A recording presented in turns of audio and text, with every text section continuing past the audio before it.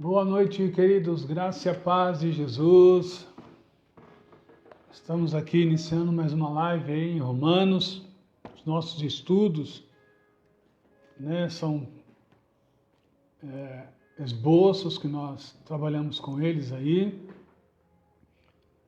São estudo bíblico que nós queremos dar continuidade, hoje no capítulo 6 da carta do apóstolo Paulo aos Romanos.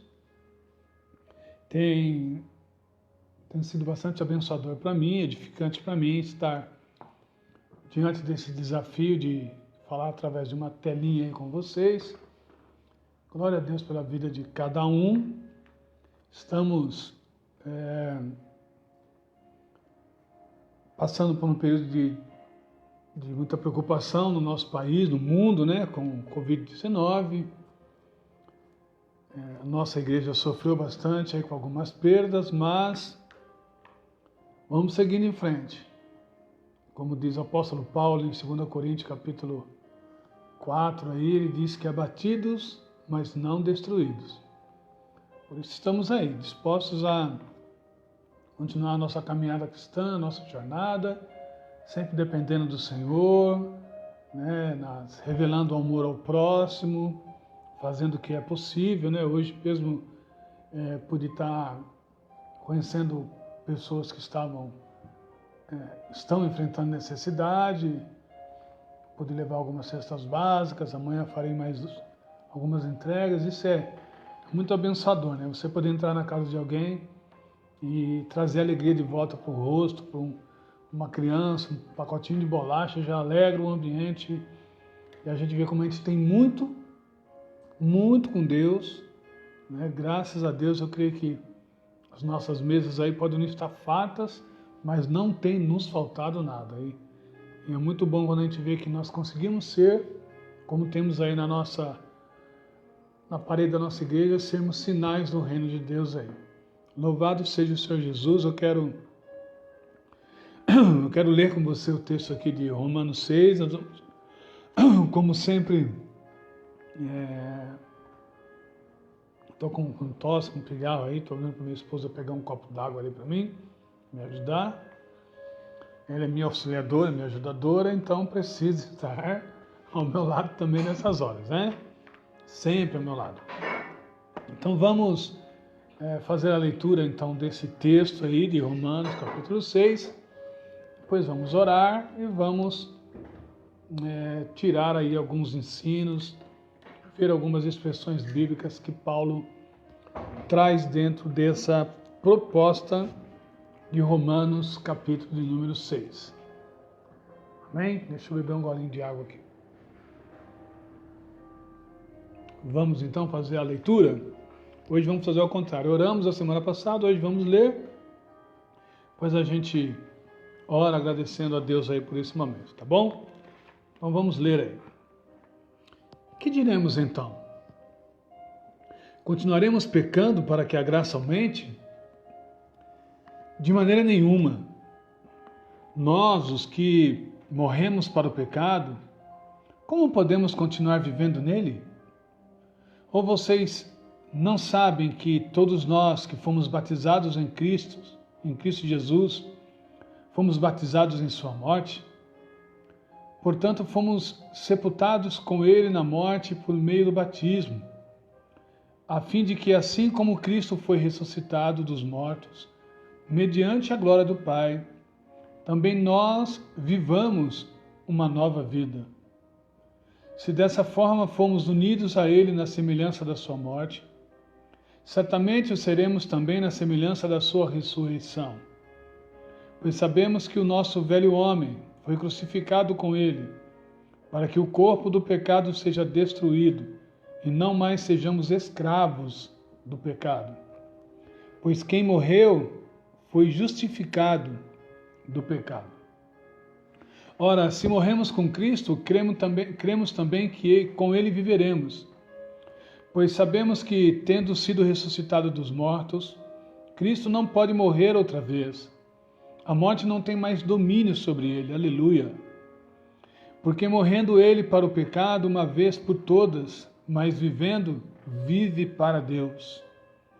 Da mesma forma, nos consideremos mortos para o pecado, mas vivos para Deus em Cristo Jesus.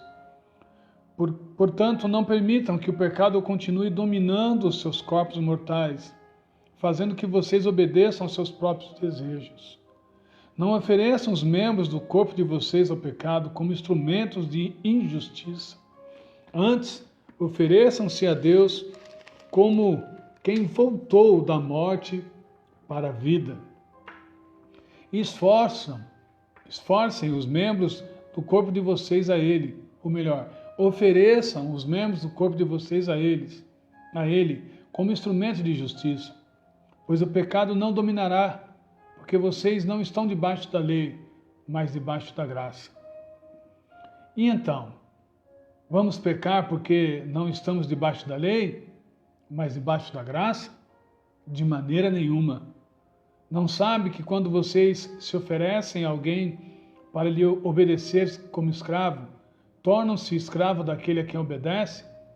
Escravos do pecado que leva à morte ou da obediência que leva à justiça?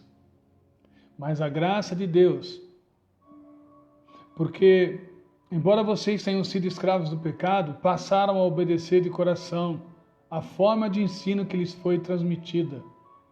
Vocês foram libertos do pecado e tornaram-se escravos da justiça. Faça isso em termos humanos, falo isso em termos humanos, por causa das suas limitações humanas.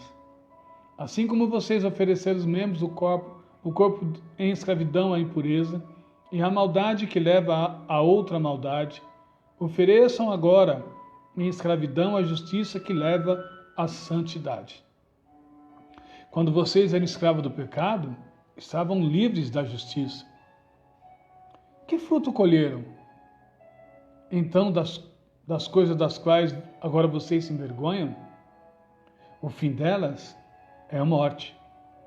Mas agora que vocês foram libertados do pecado e se tornaram escravos de Deus, o fruto que colhe leva a uma vida de santidade. E o seu fim é a vida eterna. Pois o salário do pecado é a morte, mas o dom gratuito de Deus é a vida eterna em Cristo Jesus. Paulo, como eu tenho falado nos capítulos anteriores, ele é muito intencional, muito profundo em sua escrita, porque ele, digamos assim, investe tempo nos 5 primeiros capítulos, apontando para uma atmosfera totalmente envolvida em pecado. Pecado social, pecado cultural, pecado religioso.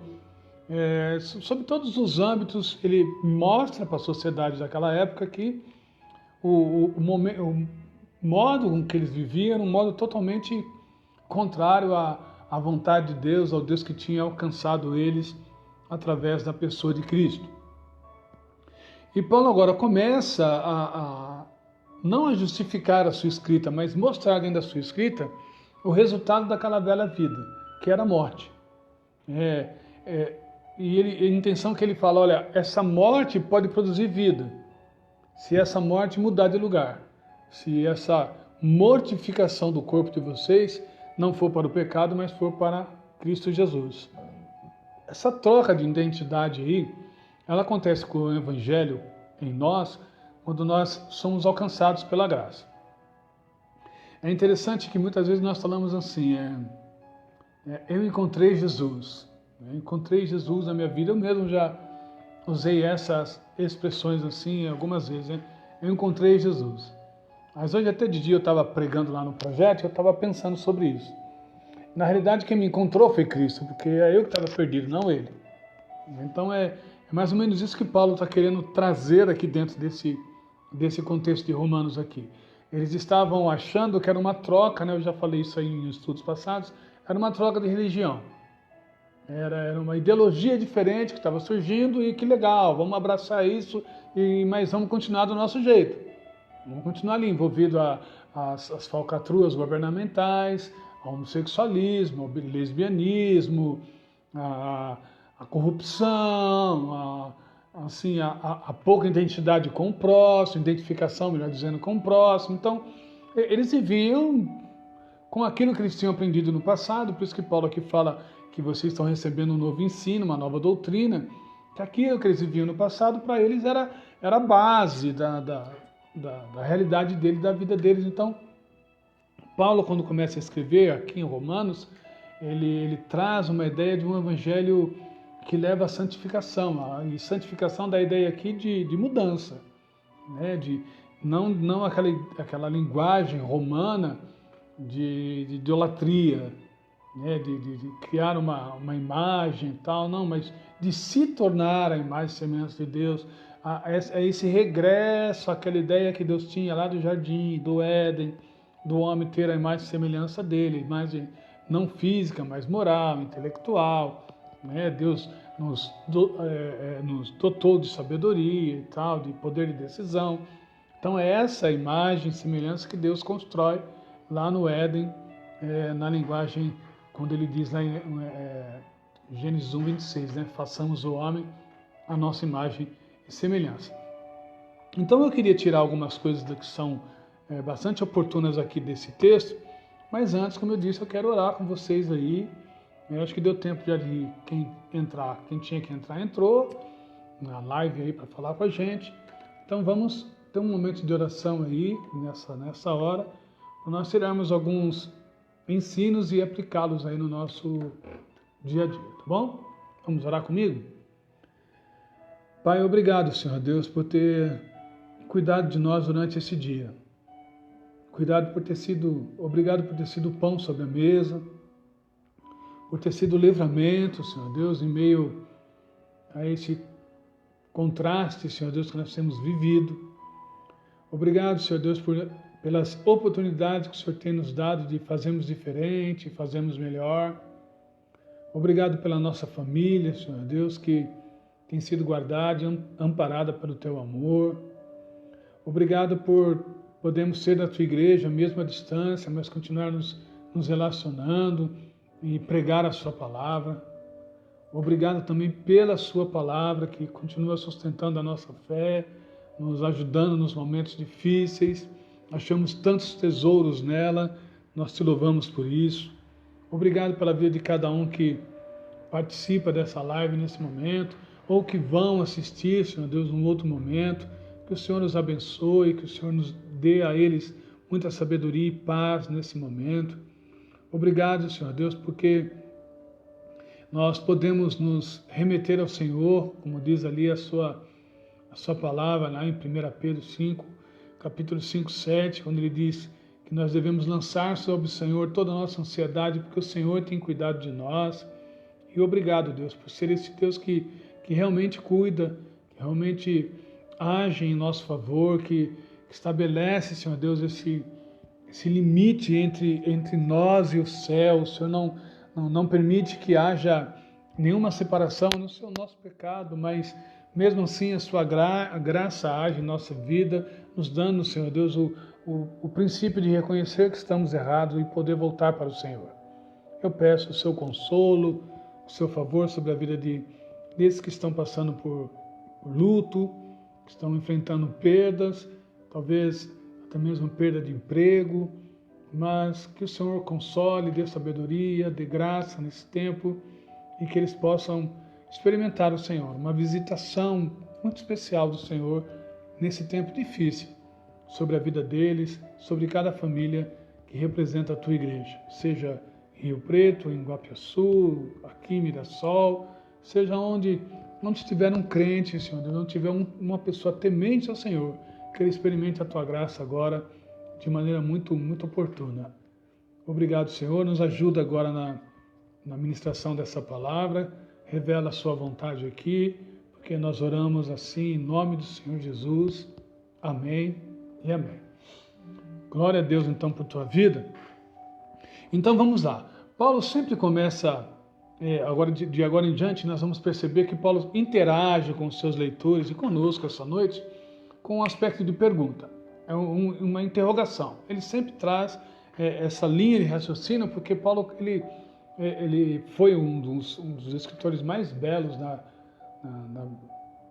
Bíblia, na compilação da palavra de Deus, porque ele interage com o texto. Poucos autores, poucos escritores da Bíblia, poucos líderes tinham esse tipo de escrita, de interagir com o texto. É como se ele nos chamasse a compreensão de estarmos dentro do texto, porque ele estava ali dentro do texto.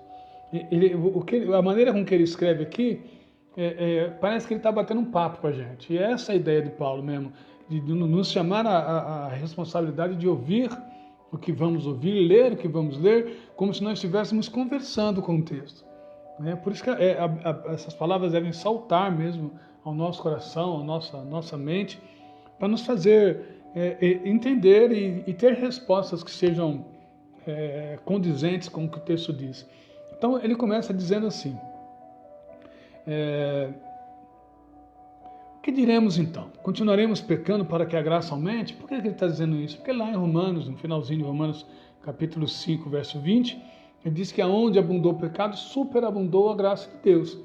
Então ele está fazendo uma pergunta para nós essa noite. O que nós vamos dizer então? Vamos continuar pecando para que a graça aumente? Ou seja, se a graça, quanto mais pecado, mais aumenta a graça? É isso que ele está perguntando. Nós vamos continuar levando uma vida errada, esperando que a graça aumente?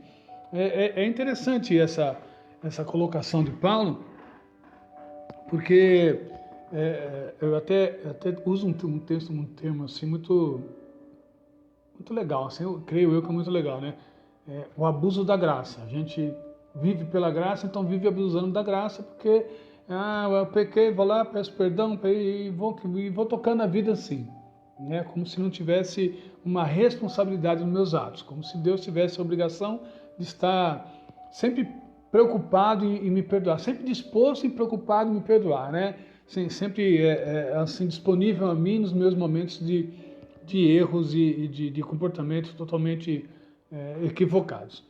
Então, essa ideia de Paulo traz, por isso que ele fala que houve um fracasso na relação humana com Deus, houve um fracasso. O pecado é esse sinal legítimo de que houve um fracasso. Nós falhamos. O homem vem falhando ao decorrer, não só o homem, a mulher, né?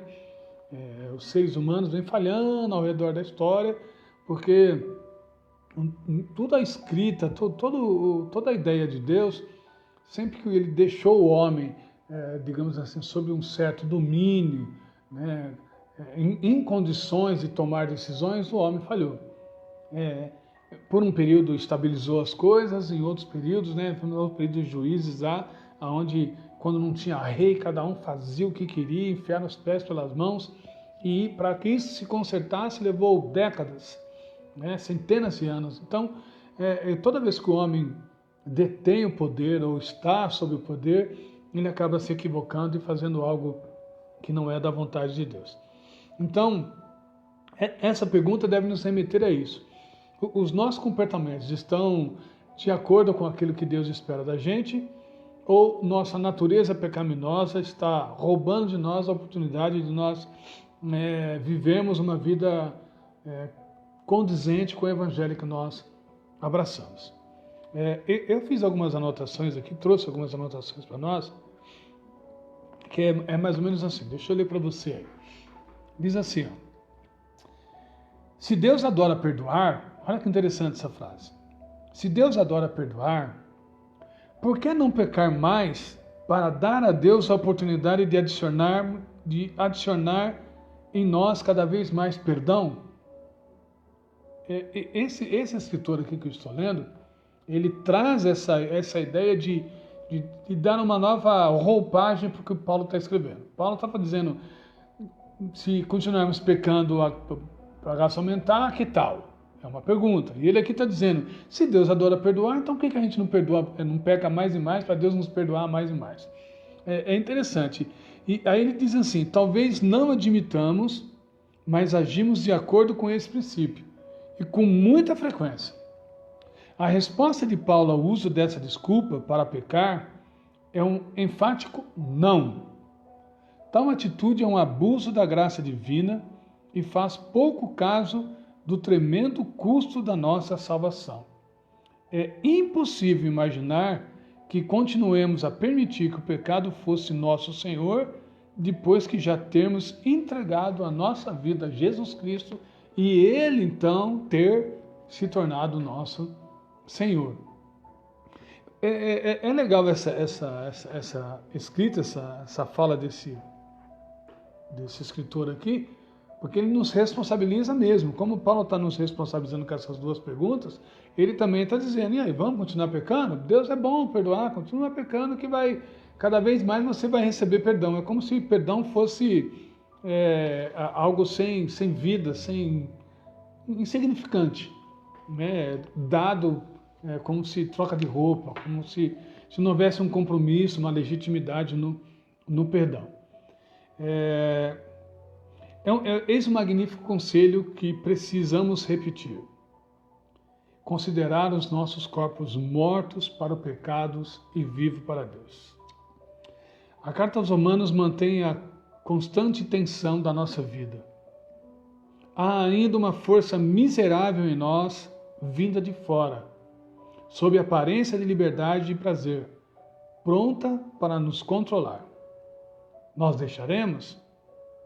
Escolhemos a nova vida pelo Espírito Santo de Deus, porque se confiarmos em nós mesmos, a nossa fraqueza se revelará através da força que vem do Senhor.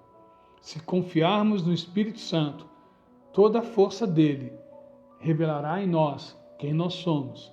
Não podemos subestimar a força do mal, mas podemos buscar compreender a força de Deus sobre a nossa vida. Ele usa algumas expressões aqui também sobre pecado original, pecado que viviam naquele tempo lá. Tem uma tabelinha que eu quero ler para vocês aqui, que eu achei também muito legal, da revista Compromisso. Estou usando a revista Compromisso aqui também para me auxiliar. E eu achei essa tabelinha aí muito legal. Ó. Diz assim, pecado original versus salvação original.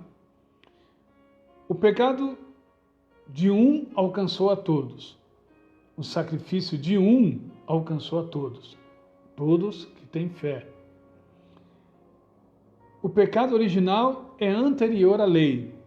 A salvação original independe da lei. O pecado original veio de Adão até hoje. A salvação original veio de Jesus até hoje. Pecado original, o homem condenado por seus próprios erros, não pelos erros de Adão. O homem é salvo a partir da escolha da dádiva de um só homem, Jesus Cristo. Pecado original, a morte para todos veio por um só homem por causa da sua desobediência.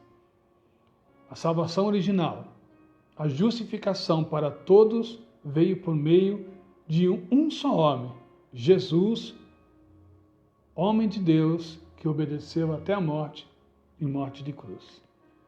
Pecado original, a lei ressalta a transgressão.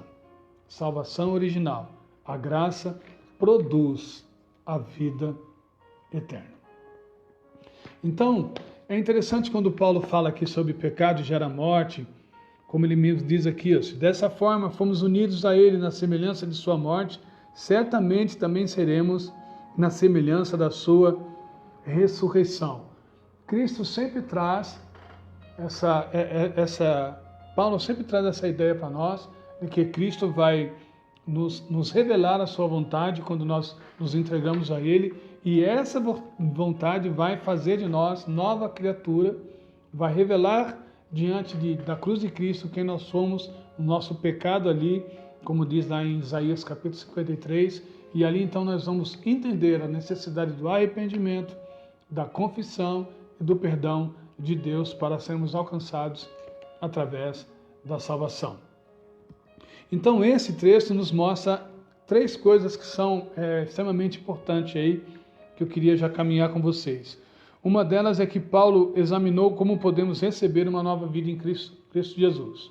Não é através do pecado. A nossa vida não é simplesmente abandonar o pecado. A nossa vida é o abandono do pecado e a entrega, o reconhecimento de que Deus ressuscitou Jesus na cruz do Calvário, depois da cruz do Calvário, melhor dizendo, e isso nos traz uma possibilidade de nova vida. Porque senão a gente cai naquela ideia de que é só parar de pecar, é só parar de fazer o que está errado. Aliás, tem muitos religiosos que pensam assim, né? Eu não faço nada errado, né? Eu não roubo, eu não minto, não me prostituo, não uso droga, não bebo, não fumo. Então aí nós deixaríamos novamente a lei no comando da nossa vida. Né? Como eu não faço nada errado, eu não mereço castigo. E não é essa a ideia. Né? A ideia de que a graça, né, é o favor imerecido, não é mérito nosso. Não é porque eu deixei de fazer certa coisa, é porque Cristo pagou o preço na cruz do Calvário por mim. Então, porque Ele pagou esse preço, em obediência, eu paro de fazer o que eu fazia, porque eu sou grato a Ele pela salvação, pela vida eterna, pelo seu sacrifício. Então, é diferente de simplesmente deixar de fazer alguma coisa. É além de deixar de fazer, entender que agora eu preciso ter uma vida nova com Cristo Jesus. Então, é sair do campo da morte física, não só física, como também existencial, e vir para uma nova vida, uma vida eterna, uma vida de santidade. Aliás, é um texto que eu quero ler com vocês agora aqui. Santidade começa na cruz e termina no céu. Precisamos de um compromisso real com o sacrifício e morte de Jesus e o significado principal da sua ressurreição. Chegamos a esse compromisso somente pela fé. A mesma fé que nos salva nos leva a uma vida oferecida a Deus e aos nossos membros como instrumentos de justiça. O santo não gosta mais do que gostava antes, quando não for alcançado pela misericórdia. O santo não permite que o pecado continue dominando seus corpos mortais, levando-o a obedecer aos seus próprios desejos. O santo não oferece os membros do seu corpo ao pecado como instrumento de justiça, porque antes já ofereceu a Deus, como quem voltou da morte para a vida, e se consagra como instrumento de justiça. Seu desejo é que o pecado não domine os seus desejos, porque ele vive debaixo da graça. O santo só vai onde Deus está, e ele não está, por exemplo, na casa de prostituição, na loja do jogo, no antro da corrupção, na roda da maledicência e na rua da ira. Afastemo-nos do caminho da santidade, ou nos afastamos do caminho da santidade quando nos achamos santos aos nossos próprios olhos. A realidade é outra. Não somos o que achamos que somos. O pecador nem sempre se acha pecador. O mentiroso não se acha mentiroso. É o outro e até é capaz de se indignar com a mentira do outro. A maledicência, ou maledicente, melhor dizendo, está seguro que o veneno que habita na língua é do seu próximo, não na sua. Nela só há verdade e é o que vale. O vaidoso diz que faz coisas grandiosas para a glória de Deus. O injusto e o desonesto encontram justificativas que o absolvem plenamente, de modo que a ponderem para poderem prosseguir na injustiça e na desonestidade. O hipócrita está convencido que luta pela preservação da boa doutrina. Por mais que nos doa, não habita bem algum em nós. Naturalmente falando, o bem que habita em nós é o bem do Espírito Santo que habita em nós. Porque então nos achamos tão cheios de mérito? Então como viveremos? Precisamos lembrar todo dia, logo pela manhã, que a nossa natureza pecaminosa não foi erradicada, embora alguns ensinem que o cristão não peca mais. A verdade é outra. Mesmo depois de salvo, o homem corre o risco de pecar, para a própria tristeza de Deus. Então é preciso nos quebrantar, nos ajoelhar, porque a nossa santidade depende única e exclusivamente de Deus. Esse estudo de hoje traz algumas possibilidades. A morte dá o sentido aqui de escravidão. Quando escravos do nosso velho homem, nós estamos correndo de Deus. E o escravo, a ideia de escravidão aqui traz essa totalidade. É quando nos rendemos a alguma coisa que nos prende e que nos isenta de termos a liberdade de entendermos, de compreendermos o mundo de maneira diferente, ou com os olhos de compaixão de Deus. Então, quando nós estamos lá escravos do pecado, é essa visão que a gente tem do mundo, de hipocrisia, de imoralidade, distorcendo as coisas, como que se Deus estivesse distante de nós. Eu usei algumas expressões aqui dizendo que Deus não está no antro de corrupção, não está na prostituição, é porque Ele é santo e esses não são lugares dele, mas obviamente que lá nesses lugares as pessoas podem pedir pela misericórdia de Deus, pedir pelo socorro de Deus e ali então receberem o socorro divino. Deus não se isenta, né? Deus odeia o pecado, mas ama o pecador. Mas se fosse assim, Ele não enviaria um servo dele na Cracolândia ou num presídio para pregar a palavra. Eu trouxe a ideia aqui de que Deus ele não se faz presente, não habita em lugares como esses, mas Ele está disponível a um pecador que clama pelo socorro divino. E pela última coisa aqui, nós trocamos essa escravidão de crueldade, de dor, de luta, de morte, por uma escravidão de justiça. A palavra servo de Deus, o servo de Cristo, aí traz essa ideia. Não somos mais escravos presos a um conceito totalmente equivocado, mas escravos libertos pela graça de Cristo. Então, somos justificados, como vimos lá no capítulo 5, lá, que eu quero reler para vocês de novo, o versículo 1, diz, sendo, pois, justificados pela fé, temos paz com Deus através do nosso Senhor e Salvador, Jesus Cristo. O versículo 23 é o que eu queria fechar esse estudo, essa palavra de hoje para nós, antes dos desafios de toda a noite. 23 diz o seguinte: o salário do pecado é a morte. Existe um pagamento.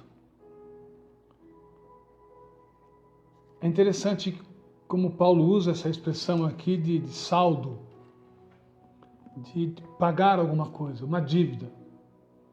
Existe uma dívida, como que se o próprio inferno também cobrasse de nós.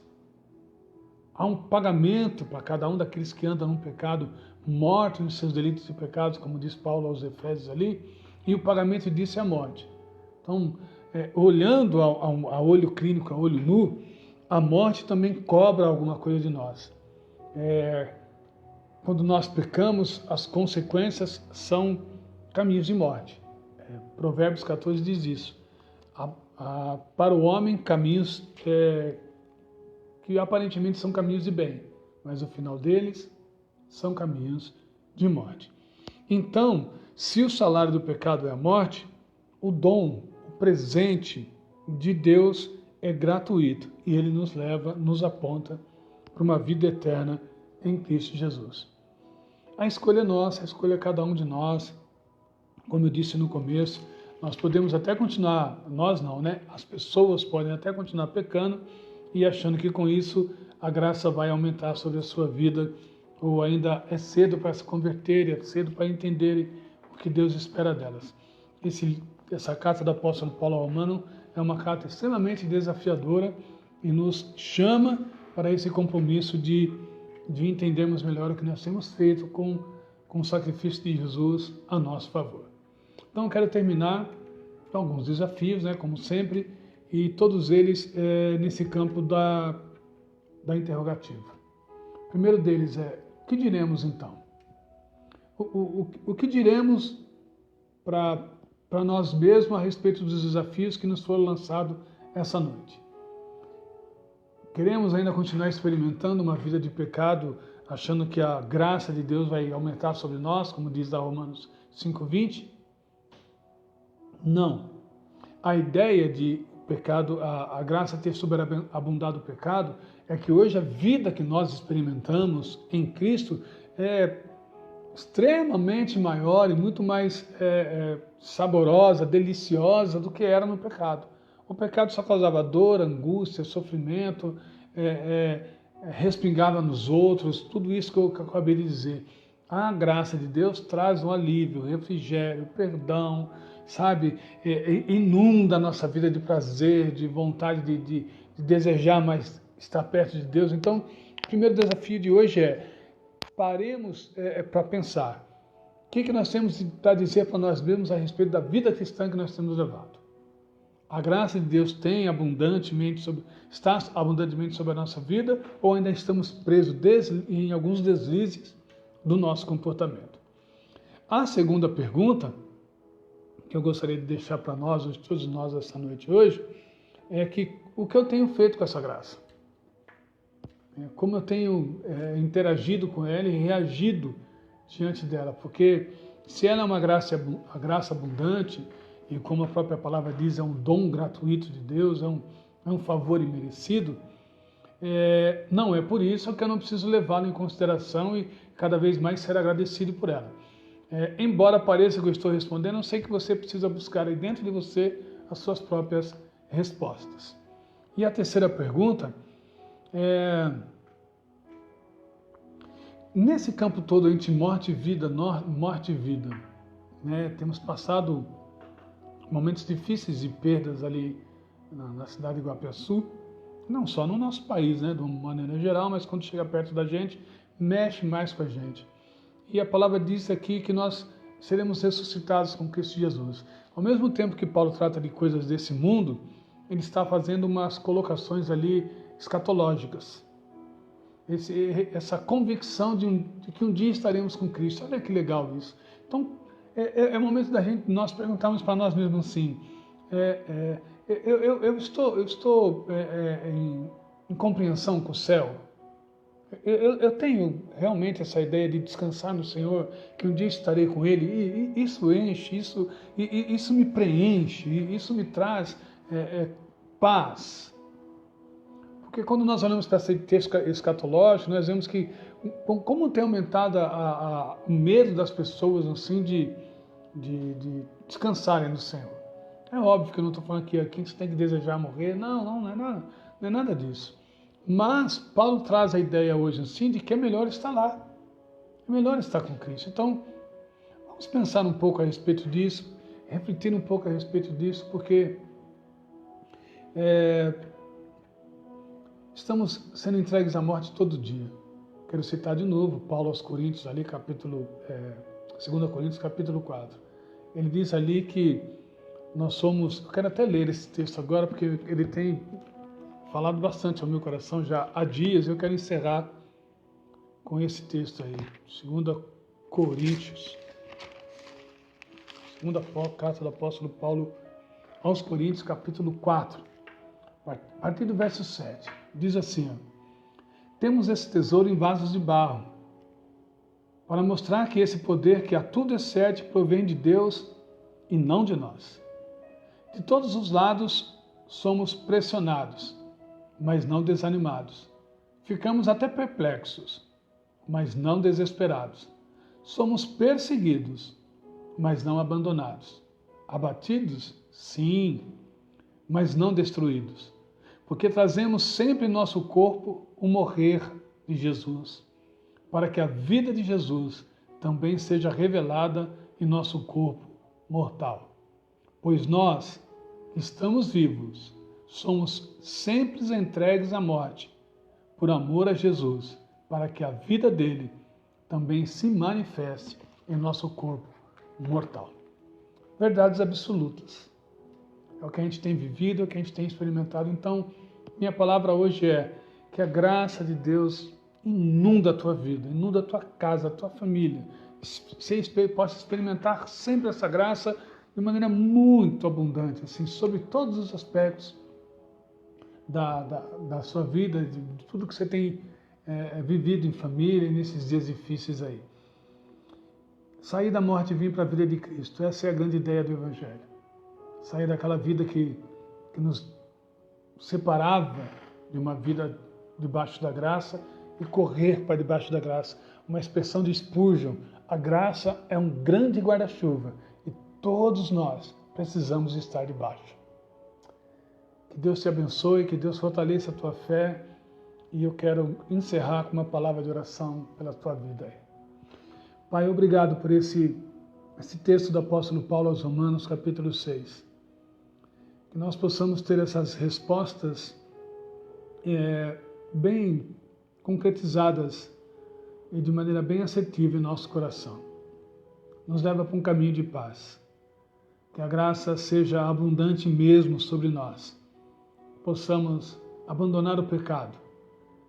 E se porventura estamos ainda, Senhor Deus, debaixo do pecado de alguma forma, busquemos o perdão, o arrependimento e a reconciliação com o Senhor. Obrigado por esse tempo, por essa palavra, por esse estudo. Abençoa-nos, Senhor Deus, com toda sorte de bênção. É o que eu te peço em nome do Senhor Jesus. Amém e amém. Fique em paz, Deus te abençoe. Até a próxima aí. Que Deus ilumine a sua mente, o seu coração. Recebe a paz do Senhor. Amém e amém.